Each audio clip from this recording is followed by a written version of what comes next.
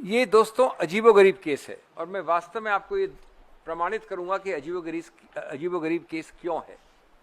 और अगर ये राजनीतिक द्वेष का एक बहुत बड़ा उदाहरण नहीं होता तो ये हास्यास्पद होता कानूनी रूप से। विश्व के 7 अजूबों में मैं इसको गिनूंगा। मैंने कल कहा था कि it's a one trick wonder. Money laundering case पहली बार बना है मनी के बिना स्थानांतरण होने के। रुपया बिना स्थानांतरण हुए 1 मिलीमीटर मूव किए मनी लॉन्ड्रिंग बन गया।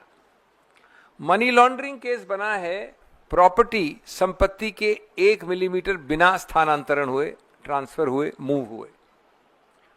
कैसे हुई ये कहानी? और ये आवश्यक है आप लोगों को समझना कि आपके जरिए देश को समझना आवश्यक है। ये सिर्फ डिटेल की बात नहीं, कानून की बात नहीं है। एजेएल एक जानी मानी कंपनी, आप भी जानते हैं, हम भी जानते हैं, कई दशकों पुरानी है। कुछ वर्षों में उसकी शताब्दी होगी।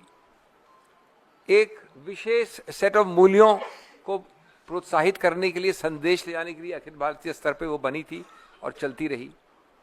वाणिज्य के आधार पर, अर्थशास्त्र के आधार पर वो सफल नहीं हुई, जैसा कि कई ऐसी चीज़ों में होता है जो आदर्शवाद से चलती हैं, कई संस्थाओं में होता है।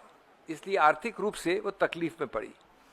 कई सालों तक आर्थिक रूप से गिरावट हुई। एजेएल जो बहुत पुरानी कंपनी है, तो उन सालों में, लगभग 50 सालों में, अलग अलग विभिन्न समयों पर कांग्रेस ने, जिसके वो आदर्श प्रोत्साहित करती है, जिसने एक आदर्श उसको बनाया था इत्यादि इत्यादि, स्वतंत्रता संग्राम के वक्त, कांग्रेस पार्टी ने उसको विभिन्न समय पर अलग अलग राशियां दी, लोन दिए, रुपये दिए। कई दशकों बाद वो टोटल रुपया हो गया 90 करोड़। अब वो 90 करोड़ हो गया और ये उद्देश्य था कि ये पुराना नाम नेशनल हेरल्ड, जो एक कंपनी का नाम था एजेएल, एसोसिएटेड जर्नल, जो पूरा नेशनल हेरल्ड का ब्रांड चलाती थी, जिसके पास पुरानी जितनी भी संपत्तियां हैं, अचल संपत्तियां, प्रॉपर्टीज, अलग अलग विभिन्न भागों में, तो इसका पुनर्निर्माण कैसे किया जाए। पुनर्निर्माण का बड़ा एक सरल तरीका था कि इसको डेट फ्री कंपनी बनाना है, इसको ऋण न रहे। तो ये जो लोन था, ये 90 करोड़ का जो ऋण था इस कंपनी पे, उसको ट्रांसफर किया गया एक नई नवेली कंपनी को। वो नई नवेली कंपनी का नाम था यंग इंडिया। वो क्या कंपनी थी मैं अभी आऊंगा उस पर। अब वो ऋण जब ट्रांसफर हुआ, सिर्फ ट्रांसफर हुआ ऋण कागजी के, कांग्रेस पार्टी का ऋण, अब वो ऋण रहेगा यंग इंडिया का। उस ऋण को मिटाना आवश्यक था, नहीं तो एजेएल मजबूत कैसे होती, नेशनल हेरल्ड मजबूत कैसे होता।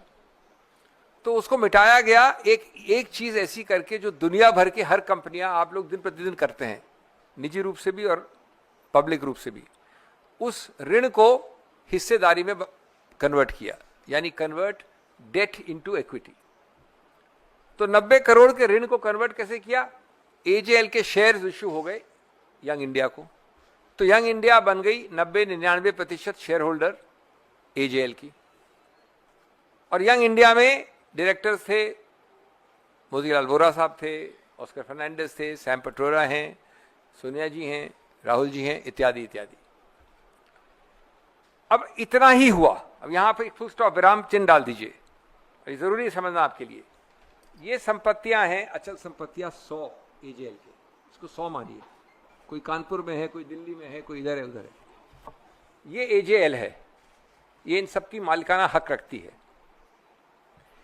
इस कंपनी की 100% शेयर होल्डिंग चली गई यंग इंडिया में। ये यंग इंडिया है।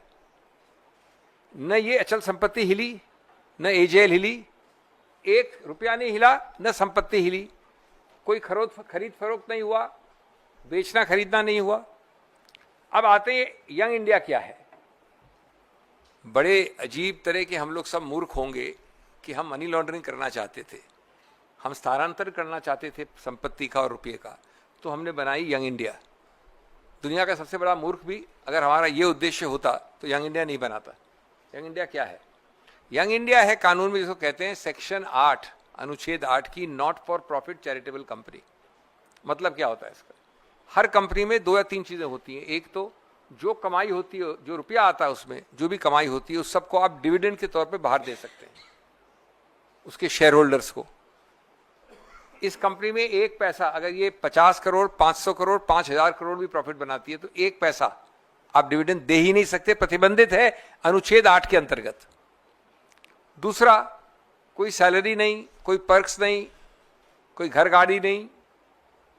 तीसरा, कोई प्रॉपर्टी खरीदी नहीं इस कंपनी ने, न बेची। चौथा, इसने कोई आर्थिक कार्यक्रम कुछ किया ही नहीं, कोई आर्थिक क्रिया, वाणिज्य की क्रिया। ये not for profit section 8 company थी। अब इन तथ्यों पे जब न प्रॉपर्टी हिली, जो भी कानपुर, बरेली, दिल्ली की प्रॉपर्टी वैसी की वैसी हैं, उनका मालिक अभी भी एजेएल ही है। सिर्फ एजेएल की शेयर होल्डिंग अब 99% यंग इंडिया की है, और यंग इंडिया में बैठे हैं 3-4 डायरेक्टर्स जिनको कोई डिविडेंड भी नहीं मिलता है। तो कौन सी मनी लॉन्ड्रिंग? यंग इंडियन के हैं सोनिया गांधी जी, मैंने बोला, राहुल गांधी जी, मोतीलाल वोरा जी थे, सैम पित्रोदा जी हैं, ऑस्कर फर्नांडिस थे, शायद एक नाम और भी होंगे, यही मुख्य नाम है, सुमन दुबे होंगे। तो आपको जब पता है तो क्यों बीच में मेरे को आप इंटरप्ट कर रही हैं? अच्छा, नंबर 2, नाउ जब मूल बात ये नहीं है कि कौन थे नाम, मूल बात ये है कि जब ये लोग हैं या कोई भी लोग हो तो कोई डिविडेंड, कोई फायदा किसने कहां उठाया, इसका मैं आज बड़ा स्पष्ट प्रश्न पूछ रहा हूं जनता से, देश से, आपसे, और आपके जरिए ईडी से भी। सिर्फ ये केस है कि 99% शेयर होल्डिंग यंग इंडिया को देकर ये मनी लॉन्ड्रिंग हुई है सब प्रॉपर्टीज की जो एजेएल ओन करता है। जो लोग डायरेक्टर हैं यंग इंडिया के, यानी गांधी परिवार के, और जो लोग कुछ वृद्ध लोग हैं, उन सब ने ये पैसा और प्रॉपर्टी हड़प ली। अरे भाई, किस डायरेक्टर ने कुछ खरीदा, बेचा, लिया, पैसा मिला, प्रॉपर्टी गई? एक तो बताइए, मनी ट्रेल कहां है? प्रोसीड्स ऑफ क्राइम कहां है? अगर किंडरगार्टन क्लास का व्यक्ति पहले वर्ष जो कानून में है वो उसको उठाए तो वो हंसने लगेगा। अब एक और कानूनी चीज बताना चाहता हूं मैं आपको। 1955 में, कितने साल हो गए 55 को आज? लगभग 70 साल हो गए, 65 साल हो गए। एक निर्णय है उच्चतम न्यायालय का, यानी इतना पुराना निर्णय है जिसकी आज ईडी मजाक उड़ा रही है, 5 न्यायाधीश का, उसको कहते हैं बच्चा गजदर।